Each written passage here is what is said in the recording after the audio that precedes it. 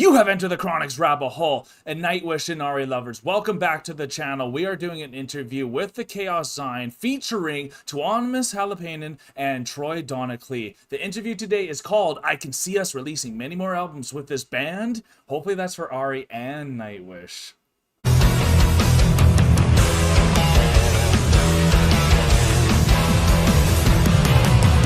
Nightwish Army Chronicans, welcome back to another amazing interview with this wizard and bard. I really enjoyed these Chaoszine interviews. If you guys enjoy them as much as I do, let me know in the comments below which other type of interviews that we should check out from Chaoszine, or if there's other amazing interviews from Tuomas and Troy, or anything Auri, or anything Nightwish. If you are new to the channel, welcome in. Thank you so much for being here. We have a great time on this channel, so consider to subscribe if you are new to the channel. And if you have a good time with me today, hit that like button because I know we're going to have a good time. These two are amazing together. I can't wait to see what they talk about. I also love doing these interview reactions because I want to interview these people in general, so I try to kind of study as we're going along here. I try to see what questions they enjoy, what they don't enjoy, what they're passionate about, what we should stay away from, you know. So if you guys are excited, we're about to start. Hi there, this is Tuomas of Auri and Nightwish with my mate Troy from Auri and Nightwish. And with my mate? Are they Australian? Auri and Nightwish with my mate Troy from Auri and Nightwish. And you're watching Chaoszine. Glad I'm saying it right. Okay, so hello everyone, we are here today at Lab. I'm not used to having someone at these interviews. I usually think it was always just on them. Correct me if I'm wrong. Land Hotels in Oulu, Finland, and we have the pleasure to talk to Tuomas Holpainen and Troy Donockley from Auri and Nightwish. So first of all, hello guys, how's it going? Wonderful, thank you. Just brilliant. Yeah, just perfect. brilliant. So it was a day from now, on Wednesday, when you actually played the secret show. Not with so Nightwish. secret. Yeah, And this was about 2 years ago, so I had to keep that in mind when checking out what they're talking about here. I was next going to say not so secret show with Nightwish, but overall, what kind of experience it was to be back on stage for over 2.5 years or something since a proper show. 2 years, 7 months and some days. Wow. It didn't feel like that though. That's something we discussed, that it felt like we had played a show a few months ago. It did actually, it did. It's a strange thing, you know, time disappears when you get back with your old friends, especially in this band. No So- kidding, eh? I was wondering when you started playing, obviously you always play fairly well, but how much did you actually have to rehearse for those shows, because there was quite a long gap after a proper show. Obviously you played those virtual shows and did some rehearsing for those as Yes, well. most of the rehearsals were done for the virtual shows. Okay. We were there for 8 days. Yes, of 8 days. rehearsals. Yeah. So That that's was when it. most of the Was there a bunch of Auri virtual shows? Let me know. I know they obviously did a bunch of Nightwish ones, but rehearsing happened. But then, just before this show, we spent 2 days rehearsing the full production. Yeah, production rehearsals. Yeah. And that was like a refresher for the secret show. Yeah. So actually I was going to want to ask you about the name, Nevsky and the Prospects. Who actually came up with the name? It comes from the naming machine called Evo Pohjola. He has come up with all these names in the past as well, like Yeah. Nato Visuset and Sushi Patrol and Rubber Band of the Wolves, and Yeah, so it came from him. it's a particular talent he has. Okay. who is this guy? You have to let me know, y'all. Let me know in the comments. So obviously before playing that Club Theatria show, you played those 2 virtual shows. So what kind of experience it was for you guys? Once in a lifetime thing out of our bucket list. Oh, That's wow. how I would describe it. It's a wonderful experience, and the way it looked and sound was just phenomenal. Yeah. I had my doubts about doing a virtual show for a very long time. But Yeah, like we discussed that you Yeah. said that also in the previous interview that you had some doubts about doing it. Yeah, but this way, the way it was executed was just perfect. But I don't really see us doing another one. And I'm also happy that it hasn't become like a big trend. I haven't heard a single fan or musician say that the virtual experience was the best concert we ever did. Absolutely. It's wonderful. Absolutely. It was really important to us that we got the approach right as well to that. You know, not having an audience there and trying to get up the feeling that we were actually inside a tavern in some fantastical land. Right. It was important that we didn't address the people in the outside world. You know, it was important. It was like people watching us in our own world, and we didn't interact with them. So that was unusual. That was an unusual approach, but it really worked. It wasn't just us running through songs and trying to talk to people through their screens. You know, it was quite conceptual, really, wasn't it? Yeah. That's such an interesting concept, because like we checked out the Omega Alive concert all the way through, which is the Epica's virtual show that they did during the pandemic, and how many things had to play in front of no crowds, like all the sporting events and even wrestling and all that too, where you don't get to perform in front of people, but you know people are going to see. So that's really cool how Troy brought it up. Like, you try to get yourself into this mystical land that you know you can't interact with anyone, but you still know it's going to go out there. So you still have to act like people are going to see this. And it is quite an interesting concept that I'm also glad it didn't catch on too much, and that people would rather be in front of people and actually performing with the crowd because of the energy that you get from that real roar. It's like, it's amazing. So it's really cool to see that they still tried it out, but all their fans are saying that it's never one of their favorite concerts. So that also shows that even the fans, as much as they admired it, they enjoy watching them perform with other people that love them. Even for me, like, I love studio, don't get me wrong, but most of my best moments with Nightwish have been watching them when they're at like Wembley or Vakken, Buenos Aires, you know what it is. So this is really cool. I'm liking where this is going. Of course, we were able to create a kind of illusion of us playing in a fantastical world. Yeah. And the moment you would have started to communicate with the virtual audience, that would have killed the magic. It would have broken the illusion altogether. So we stuck to it. It was just us playing to ourselves, really, which I think was nice and intimate for the audience. So overall, you have the feeling that your expectations were fulfilled by playing And the shows. then some. Yeah. I think it turned out to be much better than I ever hoped for. Yeah, likewise. Yeah, and there will be a Blu-ray release coming off both shows. Yeah, Kai was asking also on Facebook from the fans that would you want to buy it if you would release it. So yeah, nice. Yeah, it's coming out. It's definitely coming out. It's worth mentioning that to embark on such. First, shout out to their shirts. The Prophets would go to the fish with Troy, and the Goonies with Tuomas. Oh, lovely. Project as this is really quite nerve-wracking. You know, when you've got a team of people that are all working behind the scenes on really quite complex technology. Yeah. And we are musicians. We don't know what's going to happen. It could have went badly wrong, and thankfully for us, it was a triumph. You know, we loved it, and I look forward to seeing the Blu-ray myself. So was it hard to sort of get into the show mood? Because like a few days ago when you played at Club Theatre, there was like crowd chanting for you when you were playing, and obviously you get quite a lot of energy from that. But when you are playing in front of a green screen, that's like totally different world. It was a bit tricky in the beginning because you were playing in this confined green cube with two cameramen, nobody else. Yeah. But then you kind of realize that your bandmates are there, so let's play to each other, ourselves, and that made the big difference. It at least did. for me personally, to get on the move. Yeah, I mean, that will probably take few songs into the set that you sort of get into the mood. Well, it took a few rehearsals, and then you're going to realize that it's just fun to be with these guys again after 2.5 years and play together. So that's where I got the power and the just inspiration to do the shows. Yeah, absolutely. And we did have the leap of imagination in that we'd seen the rough sketches of where we would be. So we could try and imagine that we weren't in the box, the green box. And we were actually together inside a tavern. So that helped as well, that we'd seen the rough guides.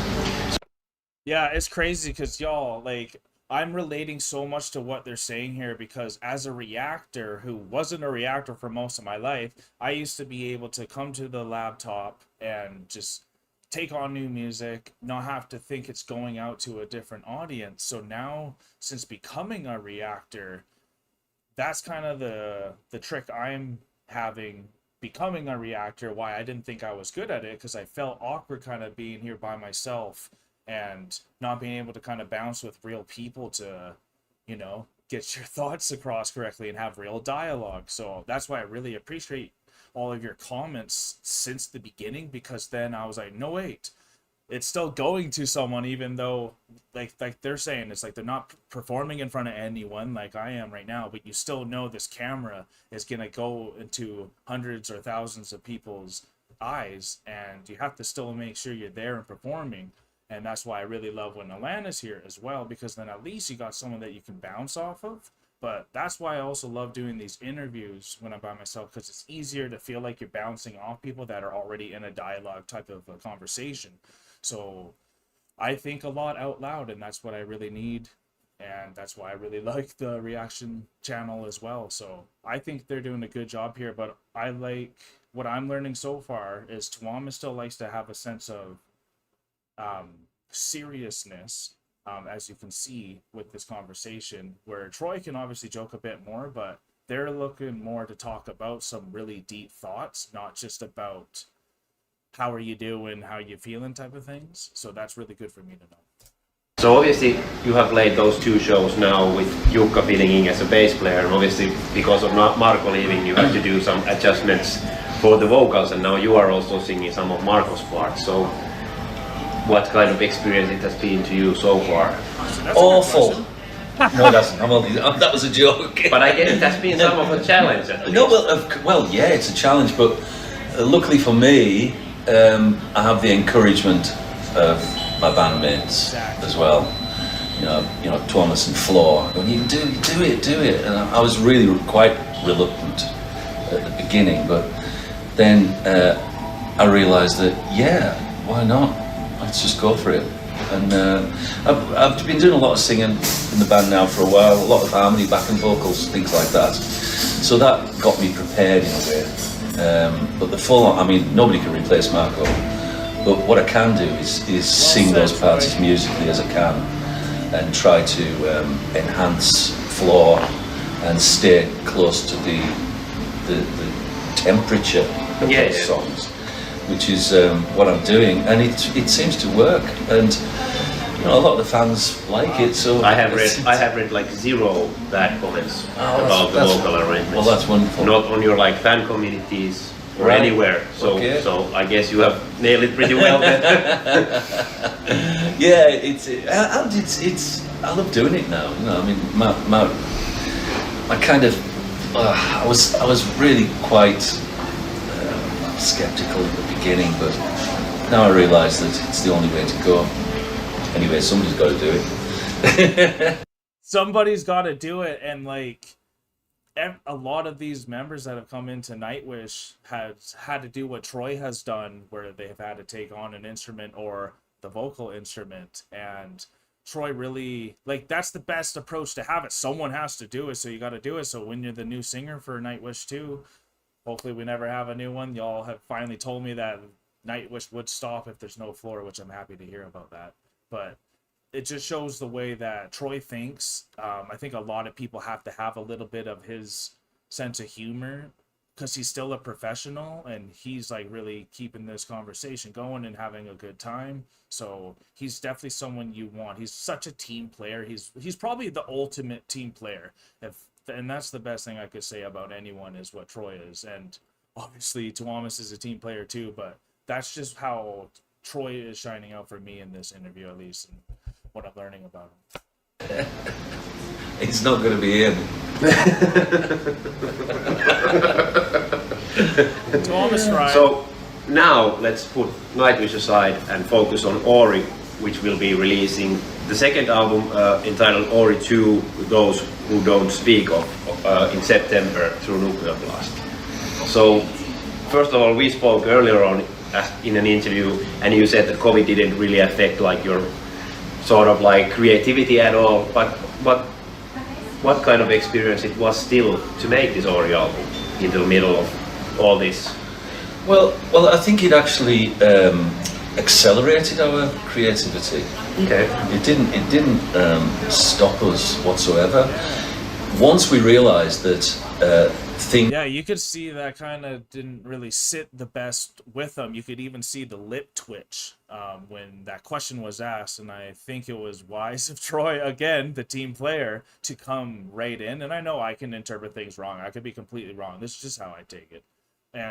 But that's what I'm seeing here. Like, I don't know if y'all saw, he was flushing Tuomas because, like, it's just a weird question that if you know Tuomas as a person, he doesn't want to really talk about that type of stuff. And, like, that's something I learned with Marcella, watching her do her podcast interviews with Diane, which you guys should check. It's Are We Better Friends Yet? ? Is she likes a certain style of questions when being interviewed, and like you just got to know what the person you're interviewing is, all I'm saying. And it is difficult when you're interviewing multiple people because everyone's a little different, but that's why you got to have people like Troy. Things weren't going to change fast as far as the pandemic went. We realised that we had the time to pursue Auri 2. We had Auri 2 planned for this year, didn't we? But we thought, well, we were trapped in our homes. Yeah. So we decided we would kick in to Auri 2, and that's what we did. So overall, Auri 1 was like really well received. So were you guys completely happy with the album? And do you feel that this second album is sort of like continuation to the first one? Continuation, yeah, absolutely. I think that one big difference between these two albums is that when we started doing the first debut album, it still felt more like a project, something that might not have a long continuation. Okay, yeah. But then, when we got the album finished, we kind of realized that no, this is actually a real thing. It's a real band that we need to keep on doing for a very long time. Yeah. And now, after finishing Auri 2, that feeling is even stronger. So I can really see us doing 10 albums. I will 1, 2, 3, 4, 5, 6, 7, 8, 9, 10. That's our plan, and seeing them on a bookshelf in order. So it's become something really important. Yeah, we really. That is so incredible, y'all. If that's true, like Auri might get freaking double digits on the albums. Here we go. Still the big shit. Yeah. And the priority for us all. That trio. But Auri is just a thing of otherworldly magic that we all adore and want to do for a very long time. So speaking about like comparing writing the first album and writing the second album, were you like Troy more involved with this one, or was the like writing process sort of the same? Or It's exactly the same. Auri is it is unusual. I mean, a lot of people work remotely these days with their home studios and things like that. But Auri comes from a different place. It comes from a place of a particular need for we three, me, Tuomas and Johanna, to write a particular kind of music. And we do it selflessly as well. And it's interesting, I was thinking about it, is that in these last 10 years, the three of us have tried to bore each other. Be boring, but it's not possible. It's just not successful. We get excited about receiving music from each other and adding to it and contributing. So it is unusual in that sense, is that it's definitely born from our need for that kind of music, from friendship and from an idea of what we could do together. is it like really, when I'm listening to the album, I feel that for you it's like really easy to reach the same level musically when you are doing the album. Do you agree? That's interesting. Yeah.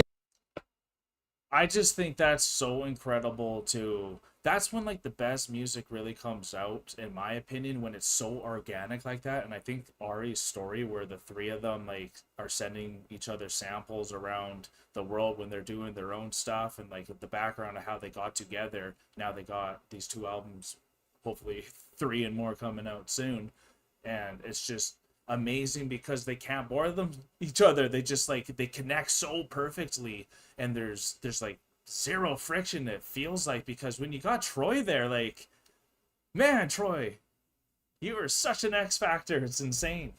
Yeah, we don't That really. these songs sort of turn out quite easily for you in a way, that you are on the same page quite easily when you're making them. Yeah. We do. That's one of the advantages of our musical working ethic, is that we tend not to send anything to each other that we don't love, or we tend not to send things to each other that there would be any doubt in. You know, I would never send something over to Tuomas and Johanna that I thought, no, I don't know, I'm not sure about this. Never. It's just, the thing has a life of its own, and there's no conflict in it. There's no division. There's no fear in it. These are all the unique aspects of Auri, I think. There's no personality clashes. There's no struggle. It's really easy to do. When I listen to Auri music, I just hear freedom, complete, ultimate, pure freedom. Yeah, absolutely. And Nightwish is very much the same, but it's just the dynamic and the long history of the band that makes it a bit different. But both bands, they come from the same source. They do. And we do music for these groups for the same reasons. Absolutely. But just the dynamic is slightly different. Yeah. 100%, because one started as a real band wanting to like make it and push what they're doing, and like Tuomas said, this started mainly as a project, but then because it's been such a blessing for getting all three of their creative flows out to, like, when you're only going to show your best work and everyone's loving it, and just the awesomeness on that, but then the contrast with the Nightwish, with all the history, and I'm glad they're not like avoiding that, and that's a perfect way to say it. And they look so mature when they explain it as well. That's why I really respect these gentlemen, because they just have such a presence about themselves, and they know which one should take which question and when to kind of help each other out, you know, and I really respect that. So obviously there's once again being like nature and different, I guess, books which have inspired you and movies, but are there like some specific movies or books which have influenced this album? We've been talking about this quite a while lately. Where does music come from? What inspires you? And the beautiful thing is that music and the inspiration is still a big mystery for all of us. I can't really say exactly where those songs or lyrics come from. Sure, sometimes a certain book can be like a starting point for a song, but where the lyrics, the melodies, the chord patterns, the structures for the song, where they come from, I have no idea. Okay, It's so a you beautiful don't history. read a book, and when you see some like specific part of the book, you just like type it down and maybe I could use it later on, or you just take the influence like overall from A everywhere. movie, a book, an experience in life, a scenery somewhere in North Yorkshire, it can inspire you, but it's not like it's just about that. Okay. Being ambiguous with the songs is of utmost importance. Okay. Well, like, just like the thoughts that come into your head, music can just invade you, and it will just take over you, and you just want to get this sound out that like is trying to express this feeling. And that's the best way I could say it, which they used to call the muses back in like the Greek days, I believe. But like, it really just takes over you, and when you want to, there's always a thought and some like inspiration, like Tuomas is saying. And like, I haven't made amazing music like these guys, but I've definitely made my music, and that's my experience, is you're trying to get this emotion and feeling out, but you're trying to make sure everyone else can understand it, because not everyone can understand what you say. And then all of a sudden this music just comes out for you, and it's like, that's why it's the best form of art. And if you get a band that you can get your best art out, and then everyone agrees with it, and then it can combine and it stays in harmony, that's like, Auri always reminds me of this like aura, and their aura is just freedom, and that's why it's just such a blessing to be a part of what they're going through, and they're still sharing it, because all these people could just do it for fun and do it for themselves, right? But I'm glad that they still want to push this out, and hopefully they start doing more Auri concerts as well, because I'd love to see that. Absolutely, and we of course you can get the seed of an idea from a film or a book or even another piece of music. You can get the seed of an idea, but the thing itself has a motivation all of its own, and then it transcends the original seed. That's how music works, and with us in Auri, we just let this thing flow over us, and like some things are. You might think are inspired by something in particular, but then it turns out that your experience of it and your reaction to it is completely different. Yeah. And how wonderful is that? It's the greatest thing. And that's the subjectivity within the minds of the listener.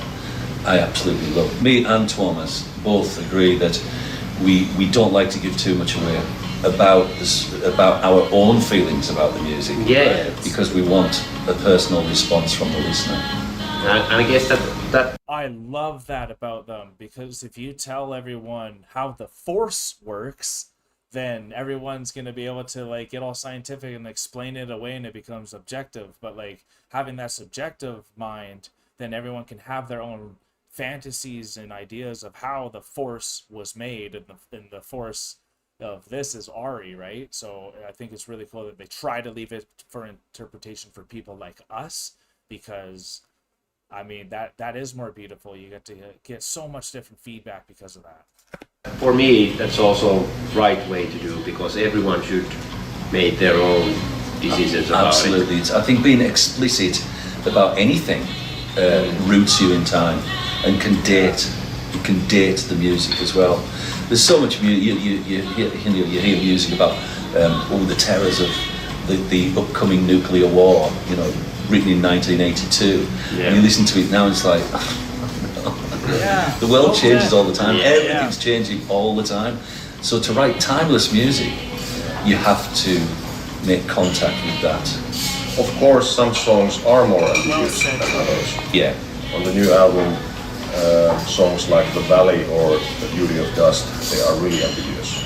But then again, a song like It Takes Me Places, it's a bit easier to understand immediately what's going on. Yeah. True. Even though you can interpret that song as well the way you want. You can. It's just a little bit more explicit as to where it came from. Right. And that's wonderful, but it's still got enough mystery to it Exactly. that you can make up your own mind. And that's what we do in our room. Yeah. And a song like The Greatest Show on Earth from Nightwish, that's not really ambiguous. Not at all. Because with a subject matter like that, you can't make it ambiguous. You can't. Yeah. But The Greatest Show on Earth is to the extreme of something like The Duty of Dust on the new Auri album. But in a perfect way. The pair of them they represent each side of that musical coin. Okay, yeah. And each side of that musical coin is like the order and the chaos, like they're talking about, and what they mean by the order and the chaos is the interpretation of the song and the meaning and the explicitness behind it. Like The Greatest Show on Earth is the ultimate order, because you know exactly what it is. It's pushing out something, but it's done so perfectly that you actually reach like heaven. You actually reach the utopia. And we just listened to The Greatest Show on Earth, Alanna and I, on the way back after getting a new crib for Ollie, and we both didn't even talk for the whole time and just started crying at the end. And it's one of the best beautiful songs ever. But then when there's songs that are in the chaos side, as in the interpretation of it, and it kind of is more ambiguous, and it lets you think and ponder and lets you have different interpretations, and everyone gets to attack it differently. It is such a different experience, and that's why I think Troy just nailed it there with the two sides of the musical coin, and that's such a perfect way to put it, and I never really thought of it that way. And music has to be timeless, y'all. It can't just be, you obviously can have things that are attacking specific topics, but if you want to reach the masses throughout the years, you have to reach for something bigger than just an event, I guess. And it's really, that's why talking about emotions and thoughts and all that sometimes can reach more timeless things. Or that's just what a wonderful thought Troy had there. Yeah, they both do. So we're happy with that.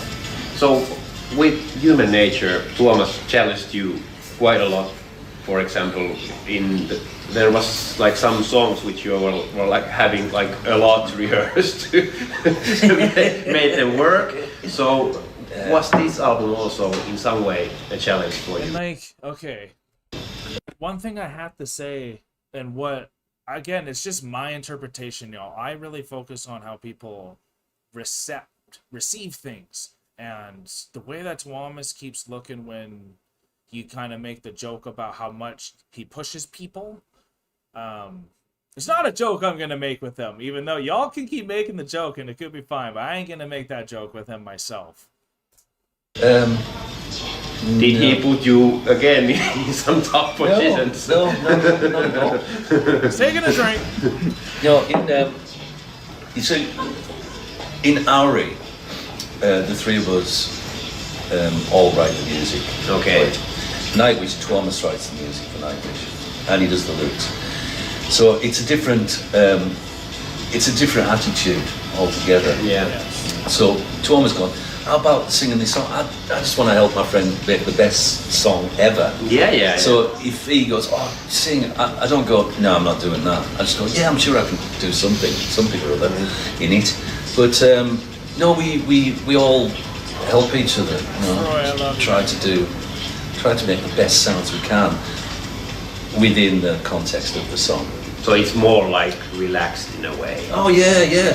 I've never felt anything other than relaxed. Even on the massive ship that is Nightwish, I cruise along in it, you know, and I love it. So it's an Auri is, as we've said, it's a different vehicle, but it's on the same sea. It's floating on the same ocean. So we understand each other. But Auri is definitely an effort through all three of us. So obviously, as you said, that you will be continuing this band and hopefully making a lot of albums in the future. But what's the situation like overall when it comes to touring? Will you plan on taking Auri on the road like immediately, as it's possible with the Nightwish duties, or? Well, a couple of years ago, it was planned that Auri would do a 3-week tour at the end of this year, 2021. But because of all the bizarreness that's going on in the world, it has to be postponed. Yeah, for into sure. sometime in the future. But just the idea of going on the road with this group, with these songs, with a few cover songs, it's just really, really exciting. So it's going to happen at some point. We just need to find the time to do it. Yes, because Nightwish still is the behemoth. Yeah. Now you have quite a lot of shows to play. We've got lots of responsibilities to fulfil with Nightwish before we can go out with Auri. But we will go out with Auri, and we do have a vast and romantic notion, quixotic probably, of doing castles and cathedrals as our venues. So we'll that would fit the mood. Well, it would. That's the way we feel about it, and we've already got our band, haven't we? We do. We've got our band. You know, we've got the members of the band all ready to go. So will Kai be playing with you? Kai will be there. Yes. We'll definitely be there. But it's a big band. You know, there's 27 of us, so it's going to be okay. Has to be quite a lot of moving parts again. So that was a joke, by the way. Yeah. So hey guys, thank you a lot for your time and all the best for the future and for these upcoming shows you will be playing this weekend. Anything you want to say as last words to all the fans worldwide? Isn't it wonderful to be back out? Most certainly is. Thank you guys. Thanks.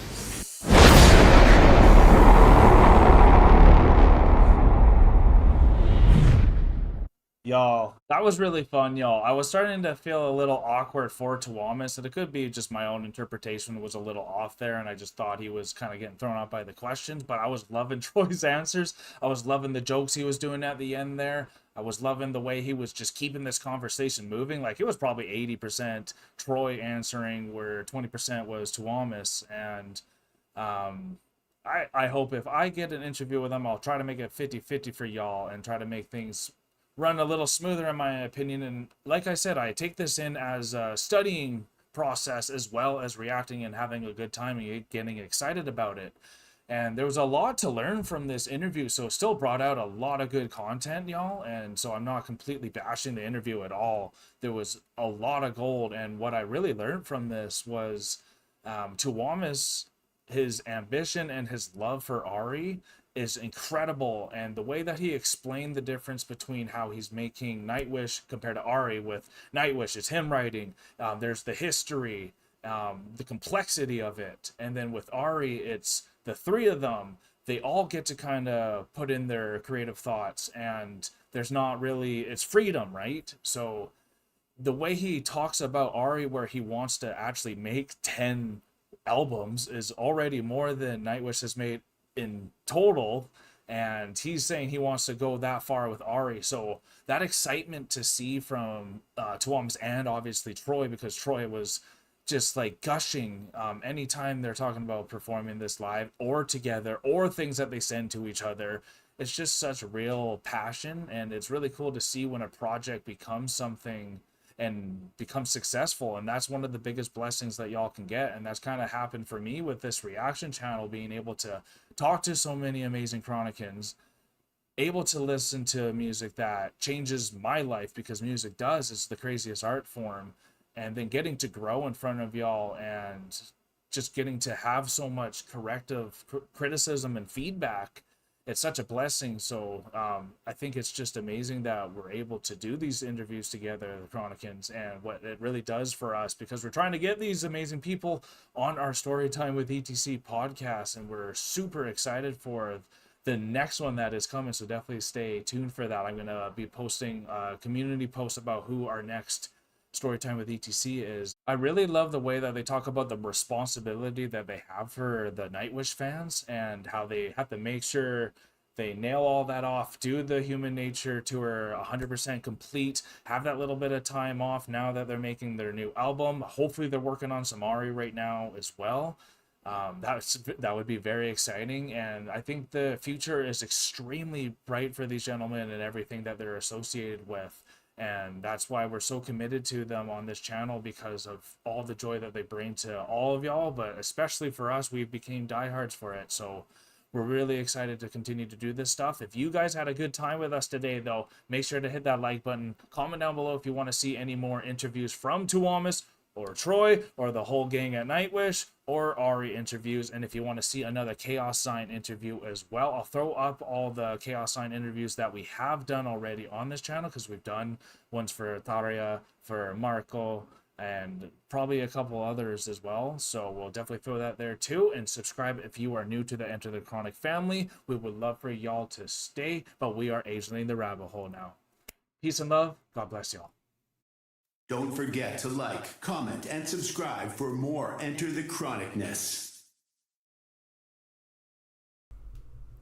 Special thanks to all of our YouTube, Patreon, and Buy Me a Coffee members. Thank you for all of your support.